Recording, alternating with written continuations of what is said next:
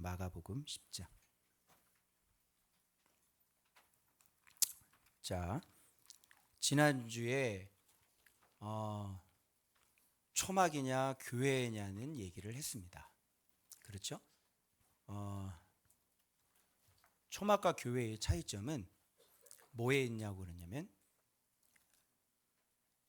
기도를 하는 사람이 교회라고 제가 말씀을 드렸고, 기도라는 의미는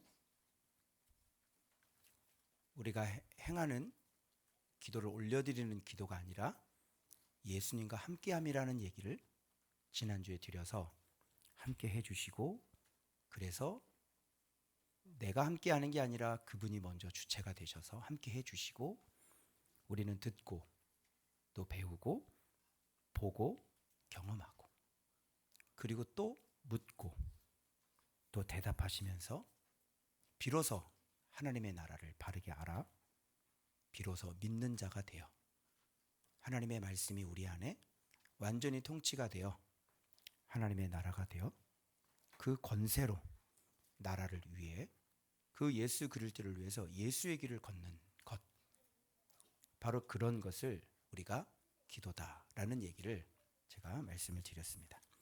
그러면 그 기도에서 오늘 10장에서 그것이 기도라면 예수님과 함께 해주셔서 예수님께서 나에게 가르쳐 주시고, 그것이 기도라면 우리는 그 기도를 통해 무엇을 알게 되냐면, 예수의 길을 알게 되는 것은 당연한 진리가 될 것입니다. 그래서 오늘 이 10장에서는 어떤 얘기가 나오냐면, 그렇게 예수님이 우리와 함께 해주시면 우리가 예수의 길을 걷게 되는데, 예수의 길을 걷게 되는 그 길이 어떤 길인지, 어떤 사람이 구체적으로 예수의 길을 걷게 되는 사람인지에 대한 이야기가 오늘 여러 사건을 통해서 지금 한꺼번에 지금 쏟아지고 있는 거예요. 그래서 우리가 예수님과 함께 거하며 묵상을 하면서 예수를 배워가면서 우리 안에 어떤 길들을 걷게 되는지에 대한 그 이야기를 오늘 한번 해보려고 하는 것입니다. 그래서 오늘 전체적으로 보면 모세 율법 가지고 시험하는 이혼에 대한 이야기가 나오고요. 그리고 곧바로 어린아이들을 안고 축복하시는 이야기가 나오고요. 어떤 청년이 모든 계명을 다 지켰다, 내가 영생을 얻으려면 또 어떤 선한 일을 해야 하느냐라고 하는 청년의 이야기가 나오고, 그리고 예루살렘으로 올라가시면서 다시 한번 능욕받고 침뱉음 당하며 채찍질 당하고 죽을 것을 제자들에게 얘기한 장면과, 그리고 세베대의 아들 야고보와 요한이 내가 영광 중에 주의 우편과 좌편에 앉혀주십시오 라고 하는 얘기를 할 때, 예수께서 섬기려고 나는 왔지, 내 목숨을 많은 사람의 대속물로 주려왔지, 그래서 으뜸이 되고자 하는 자는 많은 사람의 종이 되어야 한다는 그 이야기가 또 나오고, 그리고 맨 마지막에 바로 이 바디메오의 이야기가 이렇게 마지막으로 눈을 뜨는 장면으로 또 오늘 10장이 그렇게 마무리가 됩니다.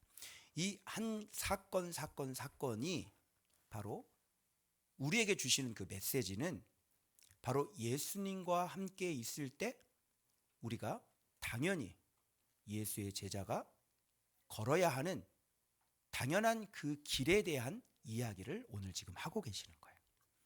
그래서 먼저 첫 번째, 이렇게 예수님과 함께 있고 예수님과 기도를 하고 예수님께 배우고 이렇게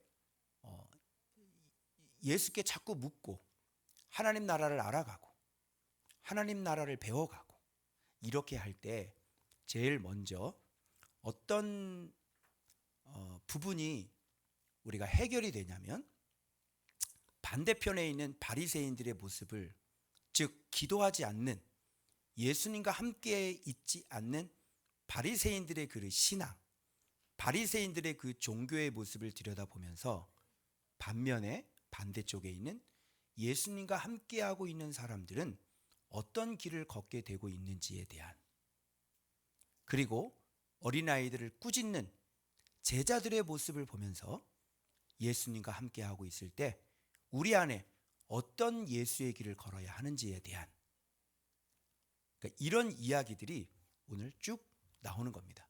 그러니까 여러분들이 묵상을 지금 하고 있는데, 묵상을 여러분들이 진짜 하신다면 예수의 길을 걷게 될 것이고, 예수의 길을 걷는다는 것은 예수님께 배웠으니, 그 길이 보였으니, 예수님이 누군지를 보였으니, 여러분들이 그 길이 원하고 그 길이 목적이라면 여러분들은 당연히 지금쯤 아마 그런 길을 걷고 있을 것이라고 예상이 됩니다.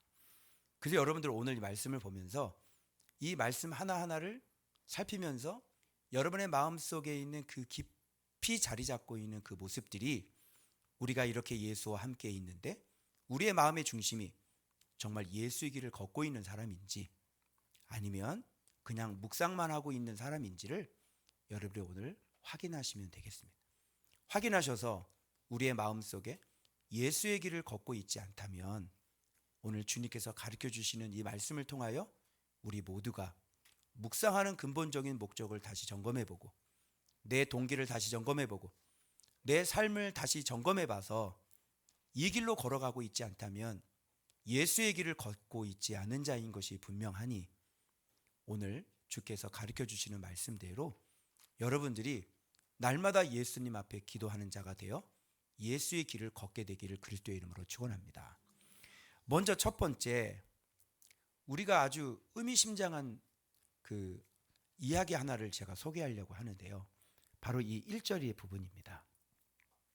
여러분, 여기 1절에서 예수께서 이제 떠나서 다시 요단강 건너편으로 가셨는데요. 무리들이 또다시 모인 겁니다.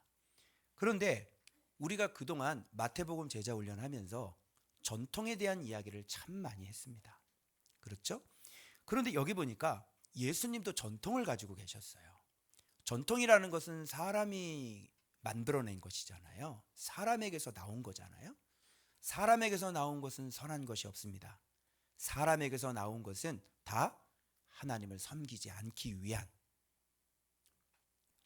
그러면서 하나님을 섬기는, 그것이 목적이 되는 게 전통이기 때문에, 사람이 그 완악한 마음에서 나온 것들이기 때문에, 외식하기 좋아하는 사람의 마음에서 나온 것이기 때문에 전통이라는 것이 어떤 것인지 우리가 마태복음에서 이미 배웠습니다. 그런데 예수님에게도 전통이 있습니다. 여기 보면 다시 전례대로, 예수님의 전례는 뭡니까? 가르치시는 겁니다. 즉 우리가 9장에서 배운 게 뭐냐면 기도를 배웠습니다. 즉 예수님과 함께함입니다. 기도라고 하는 것은 예수님과 함께함입니다. 예수님과 함께 걷는 겁니다.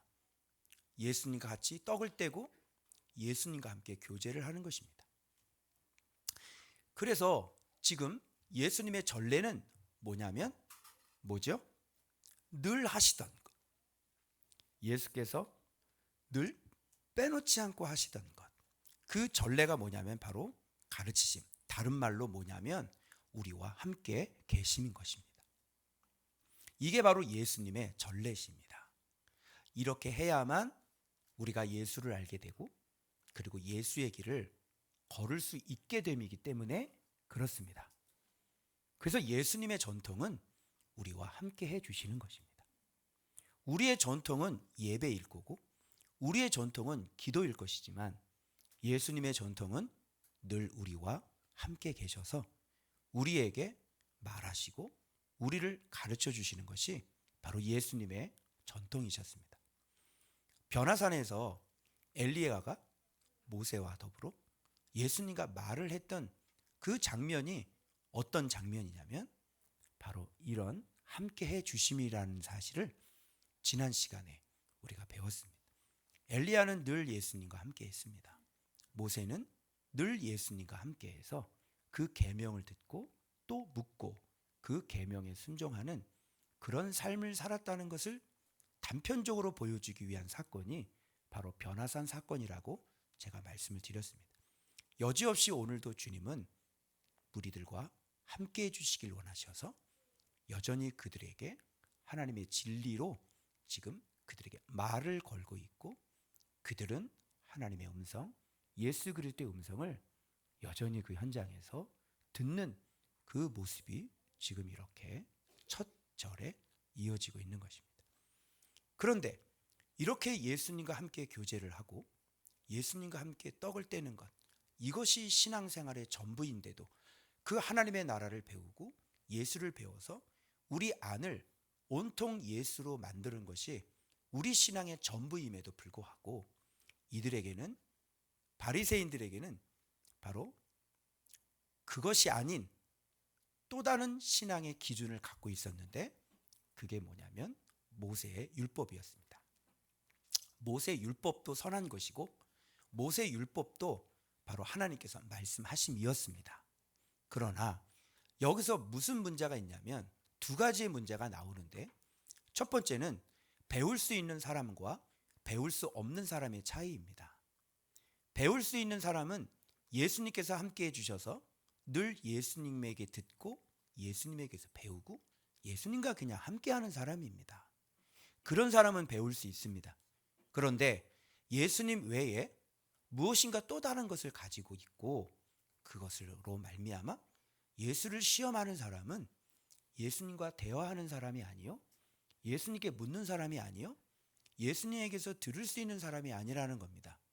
오늘 본문에는 분명히 바리새인은 예수님께 묻고 있습니다. 그런데 그 동기가 어떤 동기를 가지고 있었냐면 모세의 율법이 그들에게는 기준이었기 때문에 예수님을 시험하고자 원하는 그 목적을 가지고 지금 예수님께 묻고 있는 겁니다. 이거는 기도가 아닙니다. 이것은 예수님과 함께함이 아닙니다.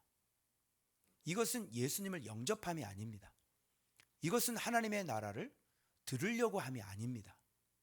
그래서 자기가 갖고 있는 기준을 가지고 그리고 예수님에게 시험을 하면서 이 묻고 있는 바리새인들은 전혀 들을 수 있는 귀를 갖고 있는 사람들이 아니라는 결론이 나옵니다. 이들이 시험에서 묻는 질문은 이겁니다. 사람이 헤어질 수 있습니까?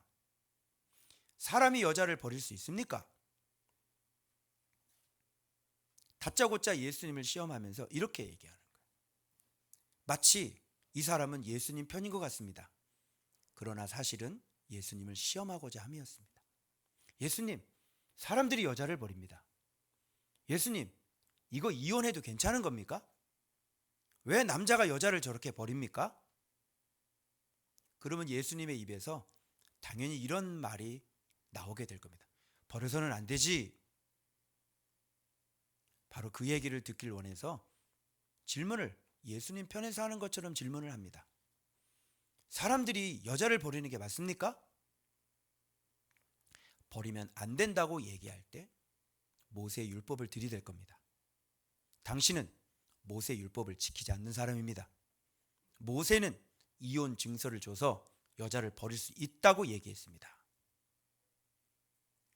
버리면 안 된다고 얘기를 하면 모세의 율법을 어기는 사람이 되고, 버려라 라고 얘기를 하면 예수님은 하나님의 계명, 창조 때부터 있었던 남자가 그 부모를 떠나 아내와 연합하여 하나님이 짝지어진 것을 사람이 나눌 수 없다는 그 하나님의 계명을 어기는 분이 되게 됩니다. 이렇게 대답을 한들 걸리고 저렇게 대답을 한들 걸리는 겁니다. 여러분, 이런 거는 배울 수 없는 사람입니다. 교제라는 건 그렇게 하는 것이 아닙니다. 하나님의 나라를 영접하는 것을 어떻게 영접해야 되는지, 그래서 바로 밑에 이 어린아이들처럼 하나님의 나라를 받들지 아니하면, 받들지라고 하는 것은 받아들이지 아니하면 결단코 천국에 들어갈 수 없다라고 하는 이야기가 바로 뒤따라 나오는 이 이유는 바로 이러한 이유 때문에 그랬습니다.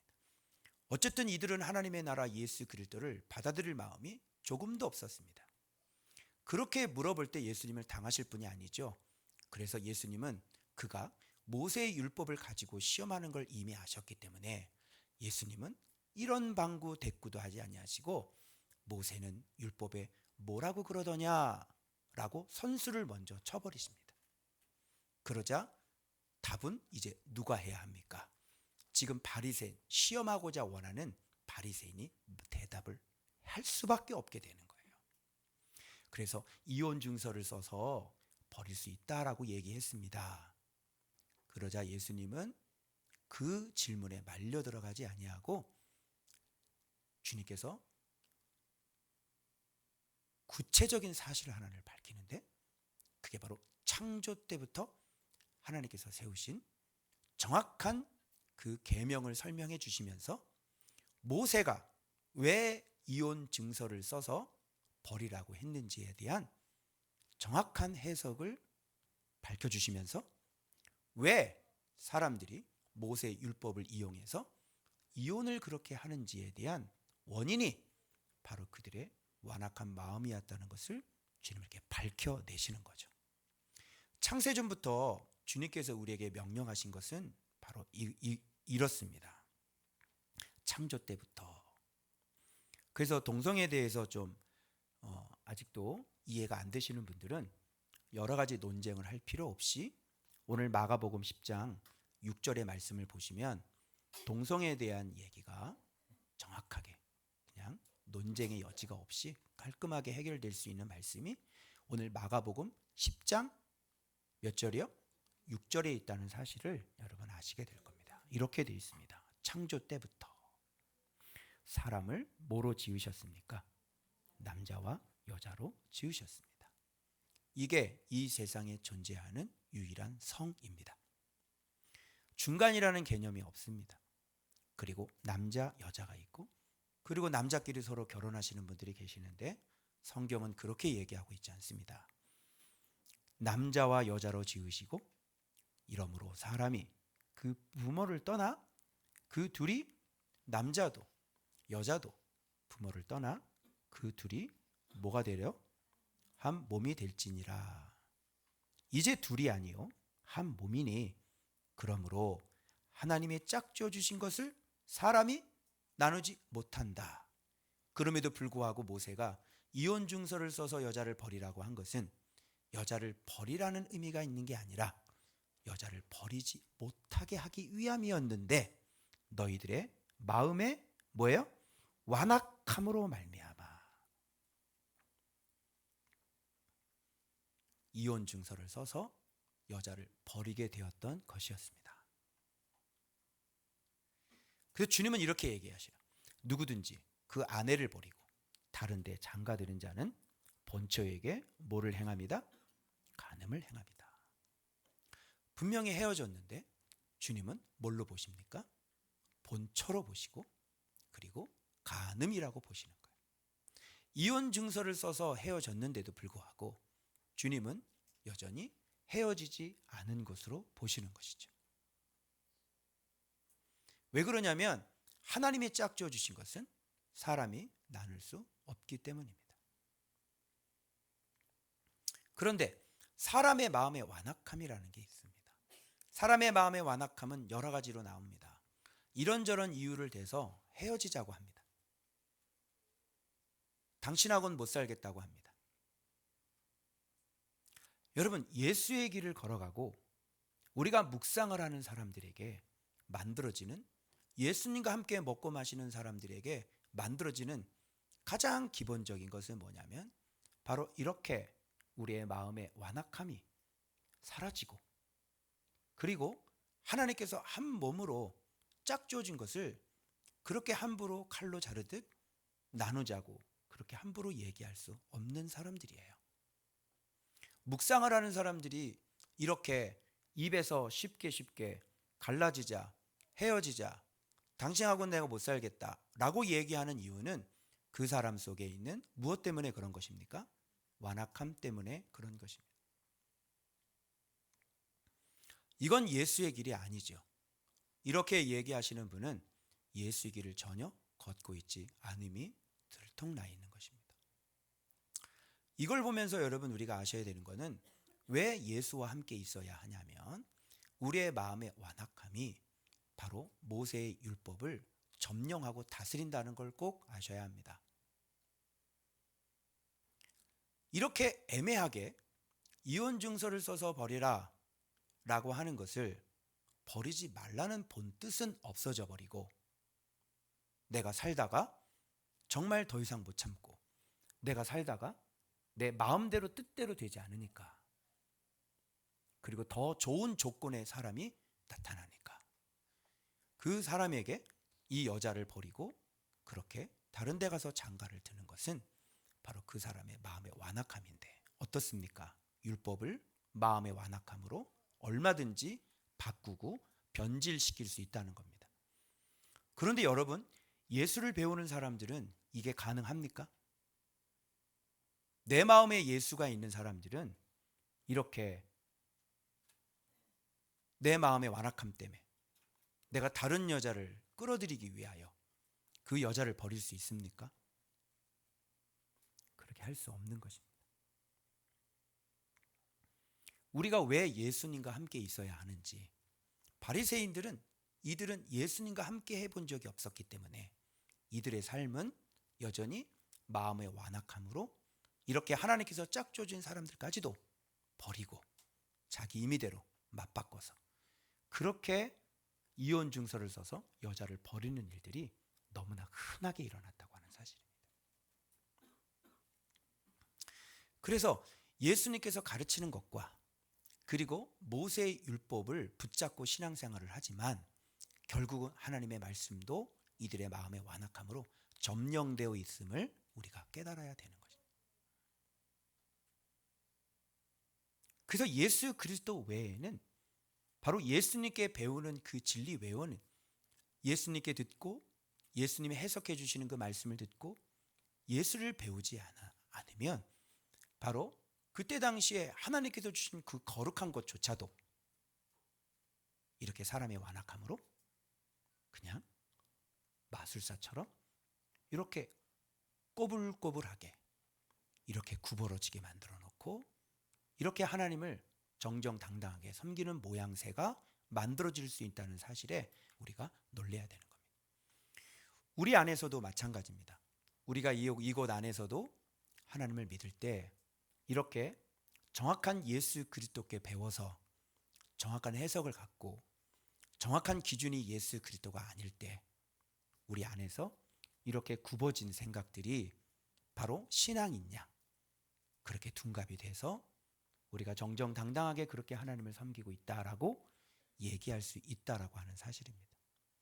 그래서 우리는 예수님과 늘 항상 함께 해야 하고, 예수님께서 뭐라고 말씀하시는지를 들어야 하고, 예수님께서 기록해 주신 이 성경 말씀에 대한 정확한 해석을 들어서 기록된 말씀, 정확히 해석된 말씀대로 우리가 신앙생활을 해야 될 줄로 믿습니다. 바로 이런 것을 뭐라 그러냐면 예수의 길을 걷다라고 얘기를 합니다.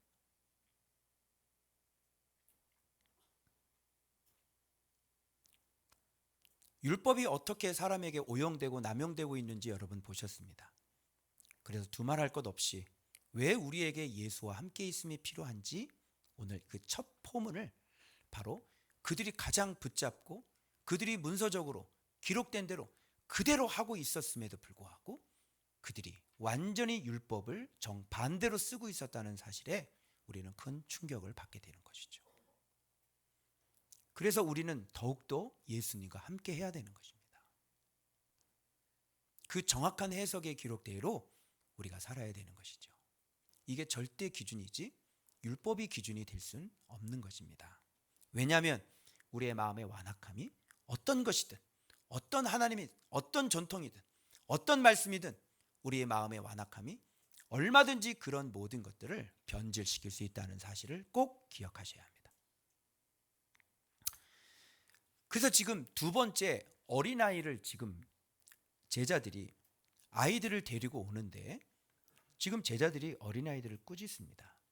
그랬더니 예수님께서 어린아이들이 내게 오는 것을 용납하고 금하지 말라. 하나님의 나라가 이런 자의 것이다. 이런 말씀을 하시면서 하나님 나라를 누굽니까? 바로 예수 그리스도십니다. 예수 그리스도를 이 어린아이와 같이 받들지라는 것은 받아들이지라는 뜻입니다. 이 어린아이처럼 받아들이지 않는 자는 결단코 천국에 들어가지 못하리라. 그리고 그 어린아이들을 안고 그들을 위해 안수하고 축복을 해주시는 그 장면이 나와요. 그러니까 위의 사건과 연관시켜 본다면 이 바리새인들은 하나님의 나라가 오셨는데 그들이 갖고 있는 것들이 있었죠. 바로 율법이었고 바로 전통이었어요. 그리고 하나님 나라를 영접하지 않아요. 받아들이지 않아요.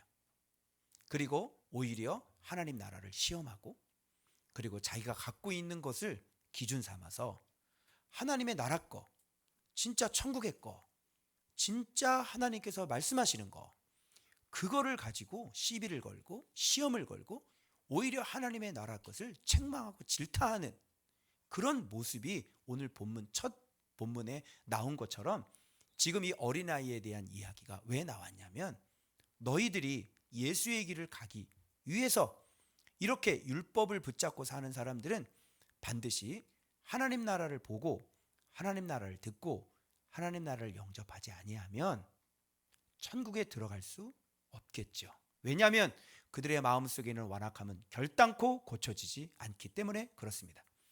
이렇게 하나님 나라를 받아들이고 예수 그리스도를 이 어린아이처럼 받아들일 때 그들은 어떤 아이가 됩니까? 바로 마태복음 18장에 있는 것처럼 바로 어린아이들이 되는 것입니다.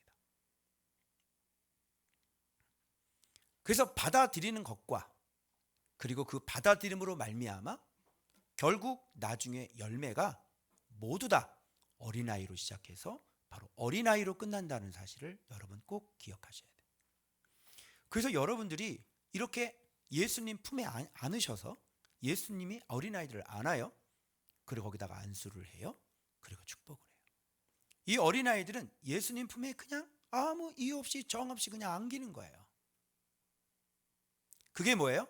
하나님의 나라를 받아들이는 거예요.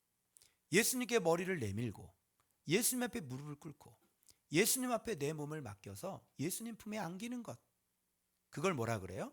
하나님 나라를 제가 받아들입니다 라고 얘기해요. 말씀의 품에 안겨서 내가 말씀을 영접하고 내가 말씀을 환영하고 내가 말씀 앞에 축복을 받길 원하고 이런 마음 자체가 없으면 결단코 하나님 나라, 예수 그리스도의 진리는 결단코 배울 수 없고 어른의 마음을 가지고서는 바리새인의 마음을 가지고서는 결단코 예수와 함께 있을 수 없을 뿐더러 예수님을 배울 수도 없고 그리고 그 예수님의 말씀에 순종할 수도 없다는 사실이 오늘 어린아이 하나 이가 하나님 나라를 받아들이지 아니하면 천국에 가지 못한다는, 그러면서 이 본문 속에 저는 바리새인 속에 있는 그 완악함을 보았다면 저는 오늘 예수의 길을 걷고 있는데 예수와 함께 있는데 어린아이들을 꾸짖고 있는 예수님의 제자들 속에 있는 그 완악함이 오늘 보이게 된 것입니다. 어린아이가 갈 때 이 제자들은 어떻게 해요? 꾸짖어 버렸어요. 지금 이 사람들은 어떤 사람들이냐면 예수님을 배우려고 쫓아다니는 사람들입니다. 맞죠? 그런데 이들의 마음속은 어떻습니까? 네, 어린아이를 가지고 꾸짖는 그 완악함이 지금 제자들에게 또 있다는 겁니다. 그 예수님과 함께 있음에도 불구하고 예수님의 길을 걸어감에도 불구하고 이렇게 완악함이 있어요. 어떻게 생각하십니까? 바리새인은 바리새인이다 그래서 치고, 그런데 이 제자들의 마음속에는 바로 이렇게 애들을 꾸짖으면서 무슨 억양을 쓰고 꾸짖으면서 무슨 말을 썼을까요? 가! 어떻게 생각하세요? 여러분, 이게 예수의 길을 걷는 사람의 마음이라고 생각하십니까?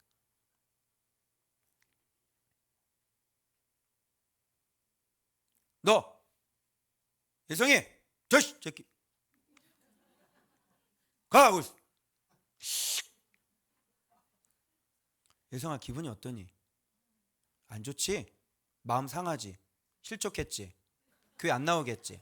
애가 교회 안 나온대잖아요. 나를 믿는 이 소자 하나도 실족시키면 연자 맷돌을 목에 메고 차라리 바다에다 던지는 게 낫다. 예수의 길을 걷다. 어떤 의미일까요, 여러분?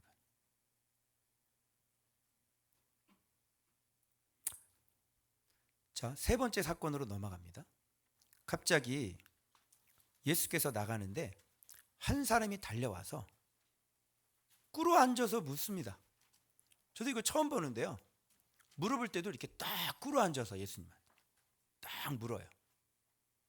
그러니까 뭔가 굉장한 예수님을 알아보고 뭔가 예수님께 뭔가 좀 있는 사람이고 뭔가 좀 성경에 등장하는 믿음의 여러 사람들 중에 한 명이 될 것 같은 그런 느낌이 들죠. 그죠? 딱 꿇어 앉아서 아주 거창한 말을 하는데, 선생님, 선한 선생님이요, 내가 무엇을 하여야 영생을 얻으리까? 그랬더니 예수님이 첫 단어부터가 틀려 먹었다는 걸 가르쳐 주십니다.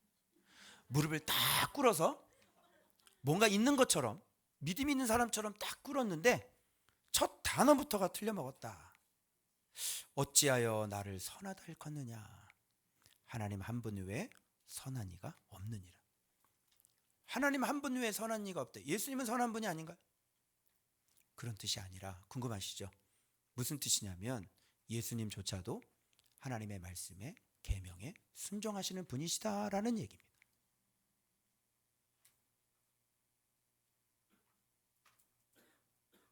이 사람은 무슨 선한 일을 행해서 자기가 선한 존재가 돼서 그래서 영생을 얻는 줄로 알고 있는 거예요.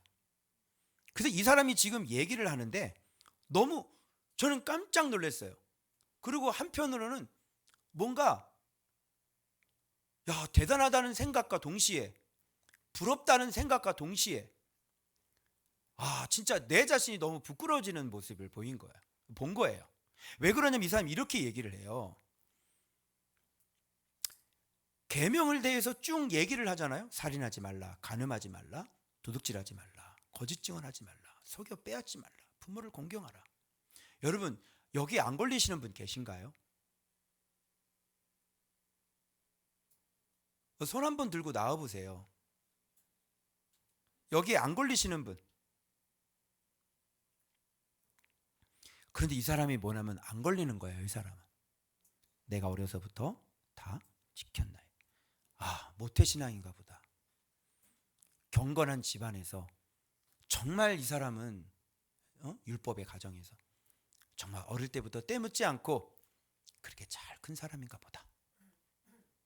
이 사람 부럽다. 제가 그런 마음이 들고 내가 이렇게 살지 못한 거에 대한 죄책감과 부끄러움이 올라왔습니다. 그런데 주님이 이렇게 말씀하셔요. 내게 아직도 한 가지 부족한 것이 있으니 가서 내게 있는 것을 다 팔아 가난한 자들에게 주라. 그리하면 하늘에서 보화가 내게 있으리라. 그리고 와서 예수의 길을 걸어라. 여러분, 이게 무슨 말인 줄 아세요? 이게 무슨 말입니까? 모든 걸 다 지켰음을 인정해 주시는 말이겠죠. 그런데 한 가지 부족한 것이 있어. 그게 뭐냐면 너 가지고 있는 거 다 팔아서 가난한 사람들한테 줘라. 그리고 나를 따르라.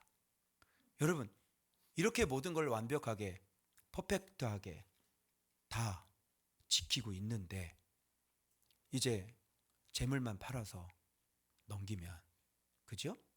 예수를 따를 이유가 뭐가 있겠어요? 그죠?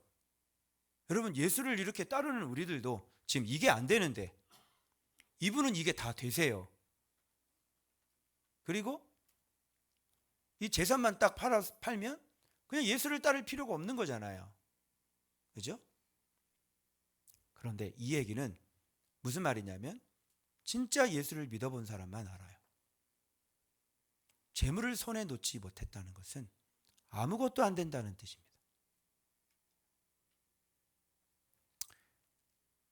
재물을 손에 놓을 때는 예수 그리스도를, 그 진리를, 예수님과 함께 그 진리를 하나하나 배워서 내면의 그런 성품과 그 내면의 그 거룩과 그 아름다움이 만들어지었을 때 그 한참 뒤에 계속 일어나는 돈을 이기는 물질을 이기는 순간이고, 물질을 버려도, 그리고 어떻게 해요?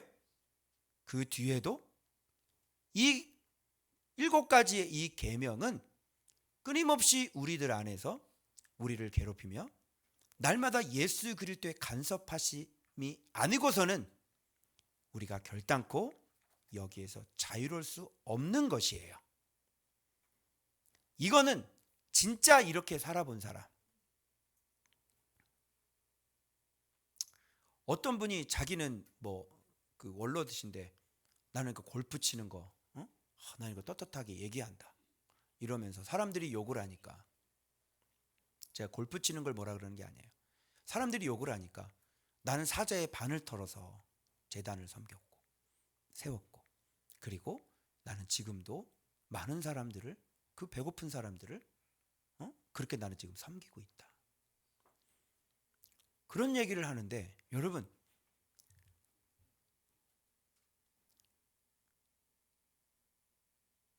그 돌아가신 그 제약회사 회장님에게 자녀들에게 돌아갈 유산을 그분에게 주셔가지고 그분이 100억이란 유산을 받으셔서 재판에서 승소한 거를 분명히 그 집회에서 간증을 하셨거든요. 100억의 유산을 받은 분이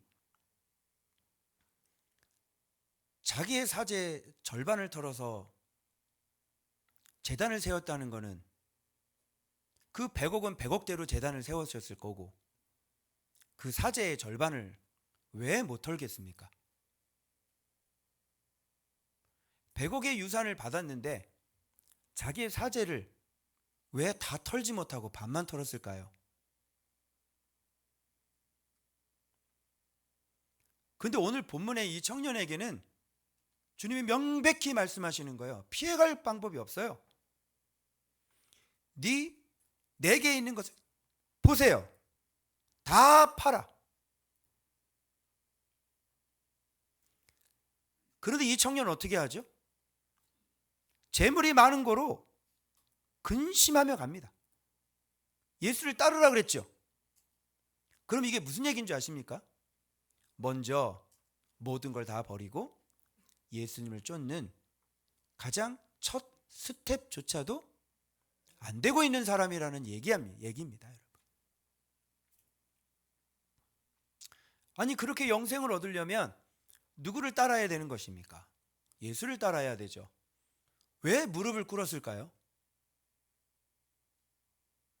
도대체 무릎을 꿇어서 어떻게 영생을 얻을 수 있느냐는 얘기는 왜 그렇게 얘기한 걸까요? 바로 자기가 그렇게 어릴 때부터 그렇게 열심히 주의 계명들을 자기는 지켰다고 하는 것을 아마 드러내기 위함이셨을 겁니다. 그 예수님께서 그 속을 다 알고 계시겠죠. 그래서 그 청년을 사랑하셔서 주님은 그 청년에게 이제 길을 제시를 하는 겁니다. 그래, 네가 영생을 따르려면 나를 따르라. 나를 따르기 위해서는 네가 갖고 있는 그 많은 재물, 그거를 붙잡고는 그것이 너의 하나님이니 그걸 한번 버려보고 그 다음에 나를 따르라. 그러면 네가 나를 배울 수 있게 되고 하늘에서 너에게 큰 보화가 있을 것이다. 맞죠? 이 말씀은 사실입니까? 예, 사실입니다. 그럼에도 불구하고 이 청년은 그 첫 번째 버리고 주님을 따르는 그 일을 해내지를 못합니다.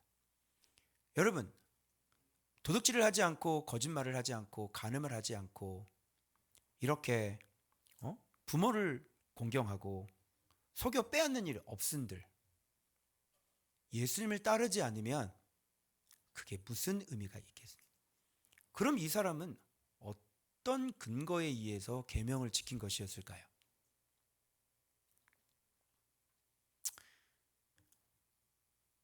계명을 지키려면 예수에 의해서, 예수님 안에서, 예수님을 알아서, 예수님을 깨달아서, 예수님의 힘으로 지켜지는 것만 인정하십니다. 안 그러면 도덕군자가 되는 거예요. 이렇게 자기 자신을 지키면서 열심히 사회 법규와 도덕을 잘 지키며 사는 사람들은 이 세상에 간혹 있습니다. 예수를 따르지 않는 것은 아무런 의미가 없는 거예요. 그것은 자기의 의고 자기의 선행이죠. 자기가 갖고 있는 모든 것을 심지어 다 내어준다고 할지라도 어떻습니까? 그것은 아무 유익이 없다라고 하셨기 때문에 그렇습니다. 자, 그래서 주님께서 이런 말씀을 하세요. 재물이 있는 자는 하나님 나라에 들어가기가 심히 어렵다. 그러니까 재물이 있음으로 말미암아 예수님 자체를 따를 수가 없는데 무슨 계명을 지키고 무슨 계명을 지킨들 그게 무슨 의미가 있겠냐는 얘기입니다. 반드시 예수 그리스도를 알게 되고 예수님과 함께 있게 되면 하나님의 나라가 되기 때문에 예수의 이름이 그 어떤 것보다도 그리스도를 아는 지식이 가장 탁월하다는 것을 알게 됩니다. 그래서 모든 것을 다 배설물로 여길 줄 알게 됩니다. 그래서 주의 길을 걸어간다고 하면서 그 재물을 붙잡고 주의 길을 나는 잘 믿고 있다고 하는 그 어떤 그 목사님의 얘기는 말이 맞지 않습니다.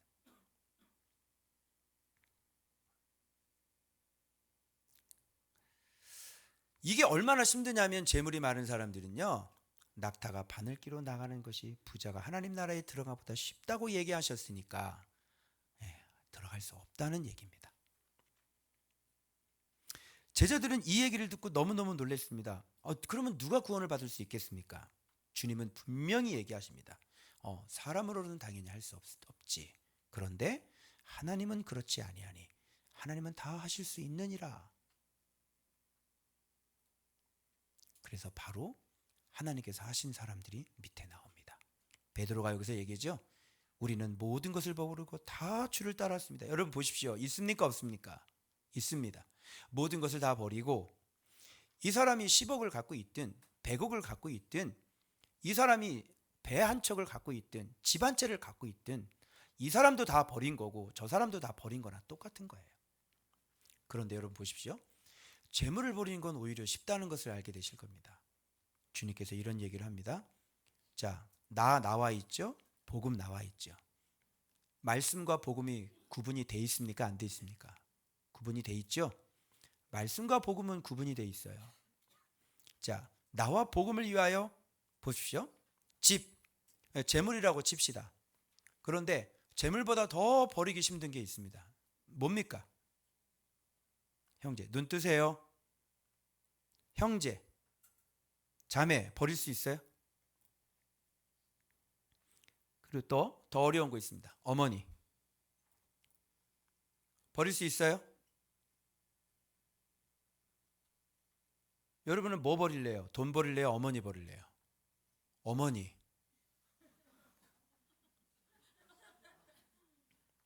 안 그래요? 어머니를 버리지. 그죠? 여러분 돈을 버릴래요? 남편을 버릴래요? 남편.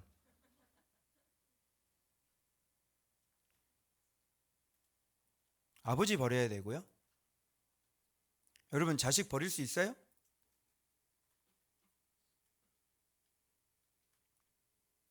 전토 나옵니다. 버린 자. 어떻습니까? 단순히 돈이 아닌데요. 그런데 이게 뭐하고 연결되냐면 영생과 연결이 됩니다. 예수의 길을 걷다.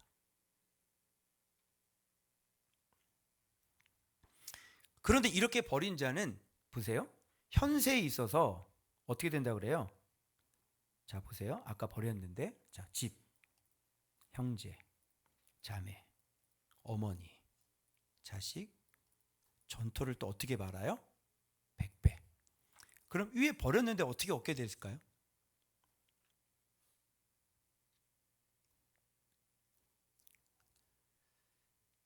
때론 여기 있는 분을 버렸을 때 여기 있는 사람들을 다시 얻을 수 있습니다. 예수 안에 있을 때. 타협하지 않는다면 이들도 하나님의 자녀가 될 수 있습니다. 근데 내가 타협하면 이들은 죽는 겁니다. 나도 죽고 이들도 죽고. 또 이렇게 생각해 보면 어떨까요? 위에 버린 건 육이고요.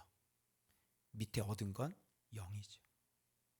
영의 어머니를 얻고 육신의 어머니를 버렸지만 우리는 영의 어머니를 얻고, 육신의 형제를 버렸지만 우리는 영의 형제와 자매를 얻고, 우리는 영의 아버지를, 육의 아버지를 버렸지만 우리는 영의 아버지를 얻었습니다. 그것도 몇 배? 100배. 이게 뭐예요? 30배, 60배, 100배 중에서 100배를 얘기하는 겁니다. 예수의 길을 걷다.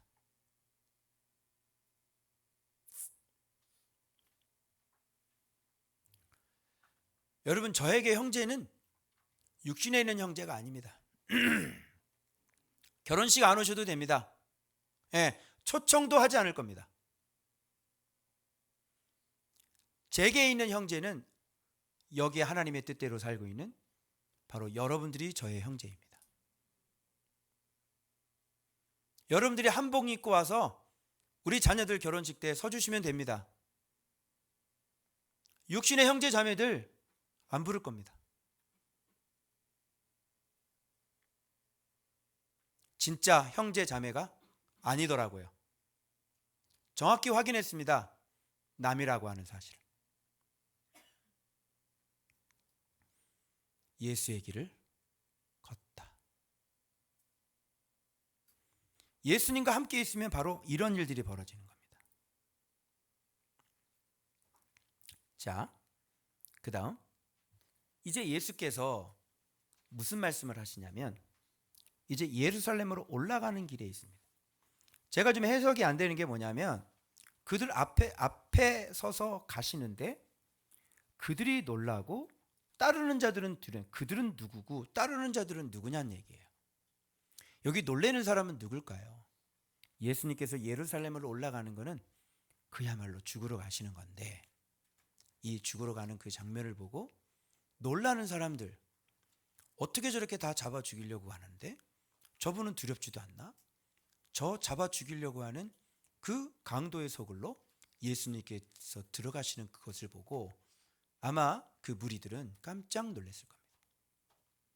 그리고 예수님을 따르는 제자들은 어떤 모양을 하고 있습니까? 두려워하는 것입니다.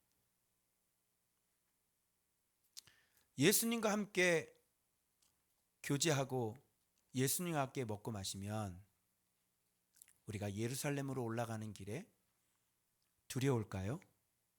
아니면 그 잔을 마시러 가게 될까요? 예수의 길을 걷다. 예수님과 함께 있으면서 예수님이 그렇게 얘기를 하셨음에도 불구하고 예수님의 제자들은 예수님께서 예루살렘에 올라가는 그 참된 의미를 모르고 오히려 그들은 신뢰하지 못하고 그들은 두려워 떠는 모습을 또 보게 됩니다.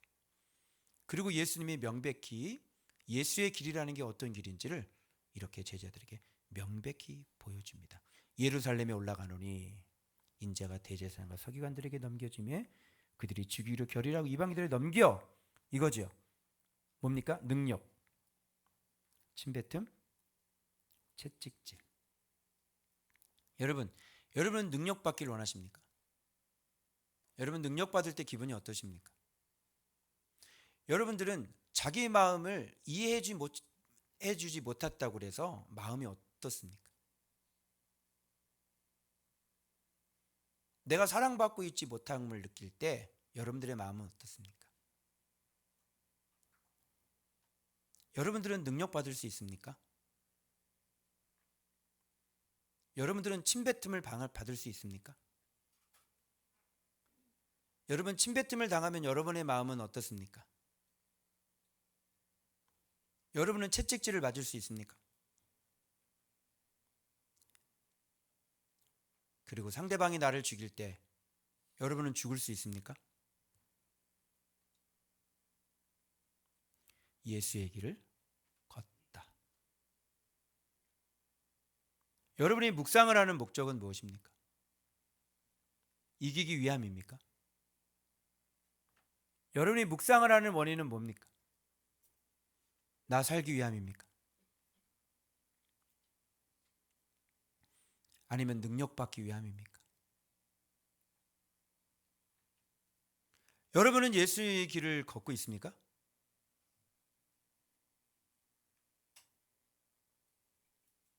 여러분, 우리는 예수의 길을 걷고 있습니까? 예수님과 함께 하고 있는 우리들은 예수의 길을 지금 걷고 있습니까? 억울합니까? 분합니까? 예수의 길을 걷다.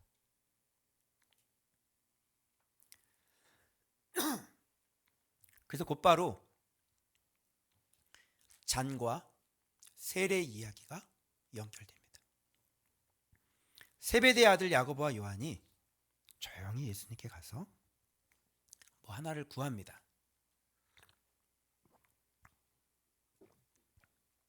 우리가 구하는 바를 우리에게 주십시오.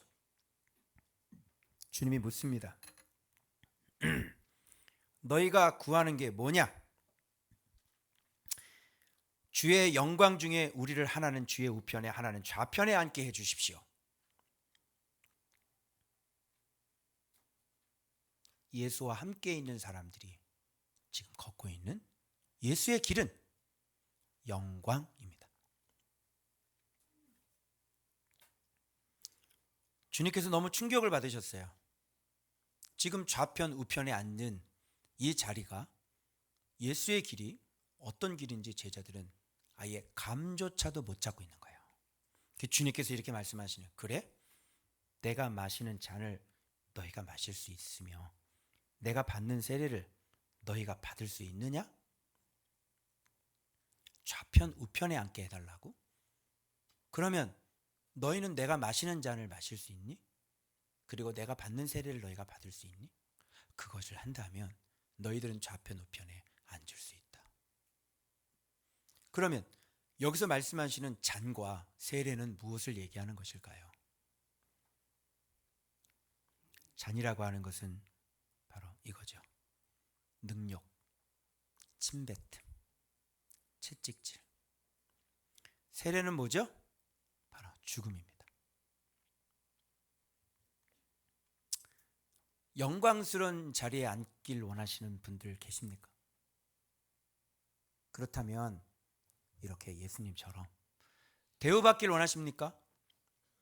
인정받길 원하십니까? 높임받길 원하십니까? 칭찬 듣길 원하십니까? 좋은 소리 듣길 원하십니까? 방법을 가르쳐 드리겠습니다. 능력 받는 일, 침뱉음 받는 일, 채찍질 받는 일, 그런 것들을 마시면 됩니다. 그러면 여러분의 이름이 하늘 보좌에 앉혀지게 될 것입니다. 예수의 길을 걷다. 어떻습니까, 여러분? 오늘날 우리 교회가 걷는 길하고는 정반대의 길 아닙니까?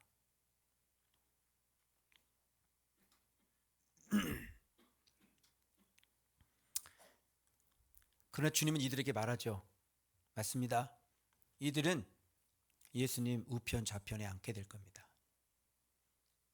12 장자들이 바로 예수님 옆으로 가겠죠. 그래서 주님이 말씀하시는 거예요. 내가 마시는 잔을 마시며 내가 받는 세례를 받으려니와 내 좌우편에 앉는 것은 내가 줄 것이 아니라 아버지께서 누구를 위하여 준비되었든지 그들이 뭐라 그래요?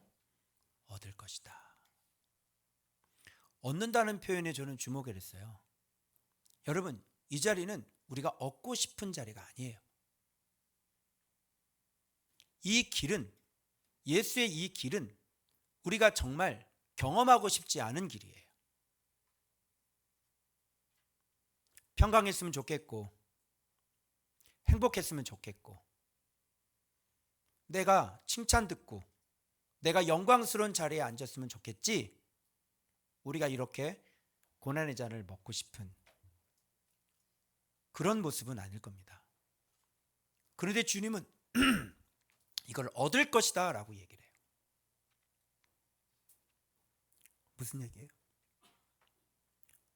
좋은 거란 얘기죠. 영광을 얻는다의 표현을 하시는 거죠. 바로 이 길이 영광을 얻는 길입니다. 예수의 길을 걷다.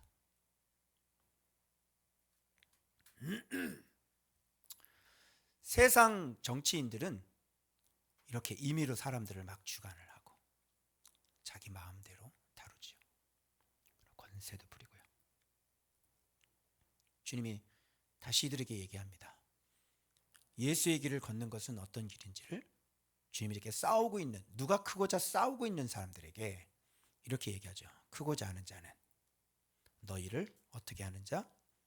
섬기는 자가 되고, 너희 중에 으뜸이 되고자 하면 모든 자의 뭐가 되어야 된다? 종이 되어야 된다. 인정받고 싶으세요? 으뜸이 되고 싶으신 분 혹시 여기 계십니까? 그러면 종이 되시면 됩니다. 여러분, 종이 어떻게 되죠? 예수의 길을 걸어본 사람만 알겠죠. 종이 될 수 있고 섬길 수 있는 것은 바로 예수와 함께 있으면서 예수를 본 사람들이에요. 그래서 예수가 누군지를 알아서 예수께서 내 마음에 새겨져서 내 안에 사랑이 온전하게 된 사람들을 얘기하는 것입니다. 사랑이 없는 자가 종이 될 수 있습니까? 불편하다고 소리를 지르지. 사랑을 해달라고 소리를 질러도, 내 마음을 알아달라고 소리를 지르지, 결단코 종이 되지 않고 섬기지 않죠. 주님은 오늘 제자들에게 너희가 내 길을 걸어올 때는 반드시 명백히 기억해라.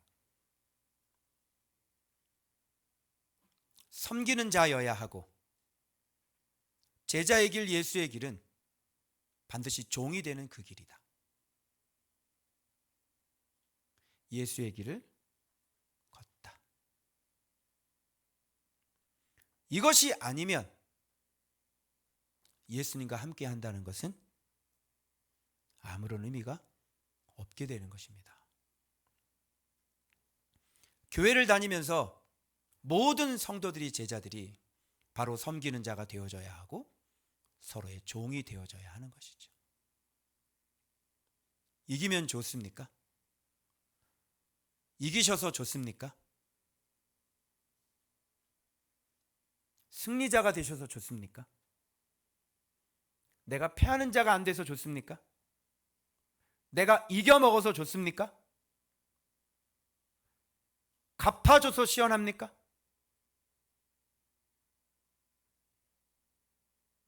당신은 예수의 제자가 아닙니다.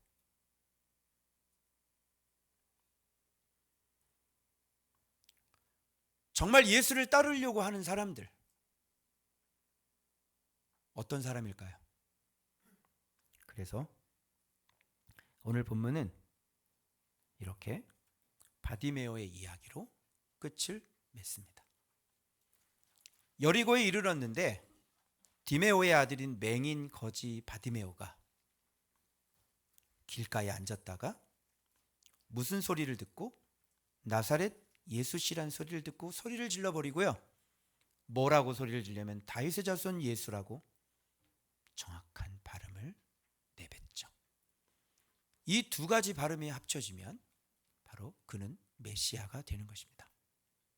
구약에 그렇게 말씀하고 예언하셨던 바로 메시아, 나를 구원해 주실 분, 나사렛 예수, 다윗의 자손 예수.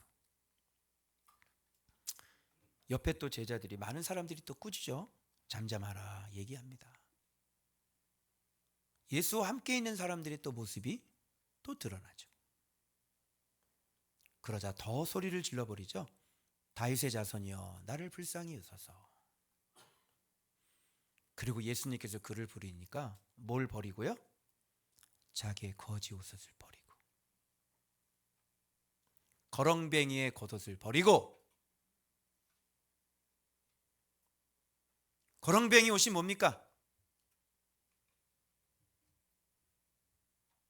왜 당신만 옳다고 그래? 이게 거렁뱅이 옷이에요. 네가 뭐가 잘났어? 이게 거렁뱅이 옷이에요. 너는 잘못이 없어? 거렁뱅이 옷이에요. 나도 상처가 많아. 거렁뱅이 옷이에요. 그지, 예수의 옛자도 모르는 사람.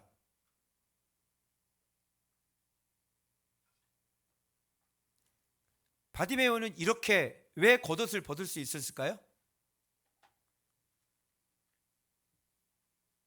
이 사람은 눈뜬 사람이기 때문에 그래요. 주님은 이 맹인을 이용해서 맹인은 맹인이 아니라 눈을 뜨고 있었다는 걸 보여주기를 원하시는 거예요. 이 맹인의 눈은 뭡니까? 하나님의 나라, 메시아, 나의 구원자, 내가 영원히 따라야 될 그분. 눈 감고 그는 이 예수를 본 사람이에요. 그러자 주님이 이 사람에게 얘기하죠. 내 믿음이 네 눈을 뜨게 하였느니라. 그래서 오늘 이렇게 예수의 길을 걸을 수 있는 사람은 눈을 갖고 있는 사람이어야 한다는 것을 눈 감은 사람에게 통해서 주님이 오늘 우리에게 말씀하시는 겁니다. 눈을 뜬 사람이 눈을 떠 예수의 길을 걷다. 그래서 오늘 이 마지막 구절은 우리를 이렇게 얘기하시는 거예요.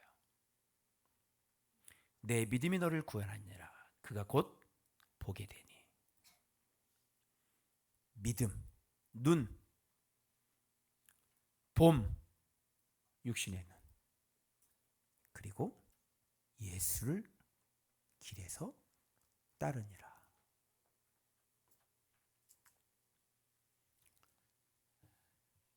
이렇게 눈뜬 자는 예수의 길을 걷게 되는 것입니다. 이게 무엇이다? 이게 바로 제자가 될 수 있는 사람의 모습인 것입니다. 눈을 뜬 사람이어야 눈을 뜨게 되고, 눈을 떠서 비로소 예수의 길을 걷게 되는 이 맹인 디메오의 아들 맹인 거지 바디메오의 이야기로 오늘 예수의 길을 걷다는 이렇게 맞춰지게 되는 것입니다. 여러분은 예수님과 함께 기도하시는 분들입니다. 오늘 우리에게 스스로 자문해 보시기 바랍니다. 우리는 예수의 길을 걷고 있는 사람들입니까? 기도하겠습니다.